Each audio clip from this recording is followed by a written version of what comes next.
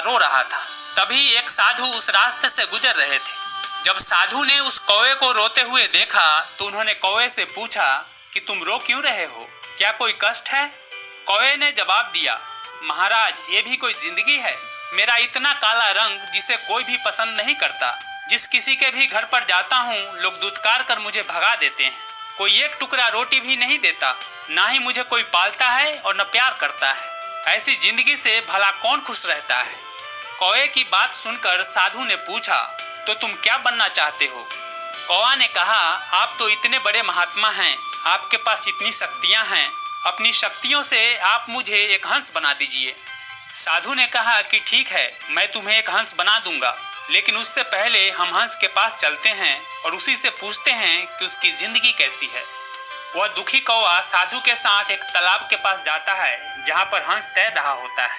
कौवा हंस से कहता है, हंस भाई, क्या दूध जैसा सफेद रंग है तुम्हारा, आराम से पूरे तालाब में विचरण करते हो। लोग कितने प्यार से तुम्हारे सुंदर रूप को निहारते हैं, तुम्हारी तस्वीर लेते हैं। क्या मस्त जिंदगी है तुम्हारी, तुम तो बहुत खुश रहते होगे।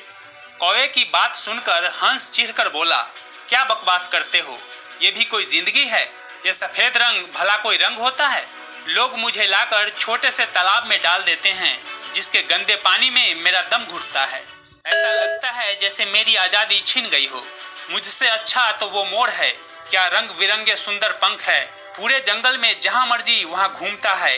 लोग उसका नृत्य देखने के लिए तरसते हैं और उसके पंखों को अपने घर में सजाते हैं। क्या मस्त जिंदगी है उसकी। हंस की व्यथा सुनने के बाद कौवा साधु से कहता है, महाराज वास्तव में मोर की जिंदगी तो मस्त है, ऐसा कीजिए आप मुझे मोर बना दीजिए। साधु ने कौवे से कहा, ठीक है, चलो मोर के पास, उसी से जाकर पूछते हैं कि उसकी जिंदगी कितनी खुशहाल है। साधु और कौवा दोनों जंगल में मोर के पास जाते हैं। फिर कौवा मोर को देखकर कहता है, मोर भाई, क्या रंग बिरंगा रूप है तुम्हारा, कितने खूबसूरत पंख है। लोग तुम्हारे पंख से अपने घर को सजाते हैं। तुम्हारा नृत्य देखने के लिए लोग घंटों इंतजार करते हैं। क्या मस्त जिंदगी जीते हो, तुम तो बहुत खुश होगे। कौवा की बात सुनकर मोर नाराज होते हुए बोला, क्यों मजाक करते हो, ये भी कोई जिंदगी है? हर वक्त मौत का डर लगा रहता है। लोग हमें पकड़कर एक एक करके हमारे सारे पंख नोच कर निकाल देता है और ले जाकर शहर में बेचता है। हमारे पंखों को जब वो नोचते हैं तो कितनी तकलीफ, कितना दर्द होता है, ये तुम नहीं समझ सकते। मुझसे अच्छा तो वो तोता है जिसे कितने प्यार से लोग पालते हैं। उसे खाने के लिए मीठे मीठे फल देते हैं, काजू किशमिश बादाम तक खिलाते हैं। उसे किसी चीज की कोई फिक्र नहीं होती, कितना मस्त जीता है। मोर की बात सुनकर कौवा साधु से कहता है, हे महात्मा, मोर सही कह रहा है, ऐसा कीजिए आप मुझे एक तोता बना दीजिए। साधु कहते हैं कि ठीक है, चलो तोते के पास चलते हैं, उसी से पूछते हैं कि उसकी जिंदगी कैसी है। दोनों जंगल में आगे बढ़ते हैं। काफी देर ढूंढने के बाद उन्हें पेड़ पर बैठा एक तोता दिखाई देता है। तोते को देखकर कौवा बोलता है, मिट्ठू मियाँ, क्या मस्त जिंदगी है तुम्हारी, कितना सुंदर हरा रंग है, तुम कितना मीठा बोलते हो। लोग तुम्हें कितने प्यार से पालते हैं, खाने के लिए कितनी अच्छी अच्छी चीजें देते हैं। तुम इंसान के जैसे बोलते हो, तुम कितने खुशनसीब हो।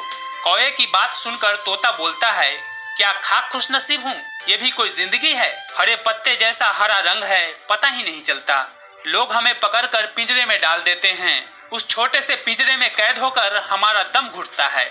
लोग हमारी आजादी छीन लेते हैं तो उस छोटे से पिंजरे में ही हमारे जीवन का दी एंड हो जाता है। मुझसे अच्छी जिंदगी तो तुम्हारी है कौवे। कौवे ने पूछा, वो कैसे? तोते ने जवाब दिया, मुझे कभी भी कोई भी शिकारी पकड़कर पिंजरे में डाल सकता है, लेकिन तुम्हें किसी का कोई डर नहीं है। ना तुझे कोई पकड़ने वाला है, ना पिंजरे में डालने वाला, ना ही कभी जान का खतरा है। बेफिक्र होकर जहाँ मर्जी वहाँ जा सकता है। इससे और कैसी मस्त जिंदगी चाहिए। काश मैं भी तुम्हारी तरह एक कौवा होता। फिर कौवा साधु से कहता है, महाराज मुझे क्षमा कर दीजिए, मैंने व्यर्थ ही आपको परेशान किया। मेरी जिंदगी जैसी है परफेक्ट है, मुझे अब कोई शिकायत नहीं है।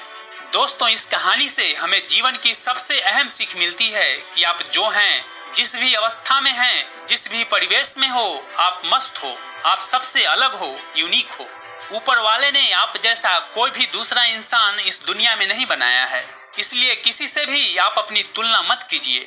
खुद को कंपेयर करना बंद कर दीजिए, क्योंकि ये आपको तकलीफ के सिवा कुछ नहीं देते। डॉक्टर एपीजे अब्दुल कलाम साहब ने भी कहा है कि आप दूसरों के जैसे नहीं हो, सबसे अलग हो, यूनिक हो, और यही आपकी सबसे बड़ी ताकत है।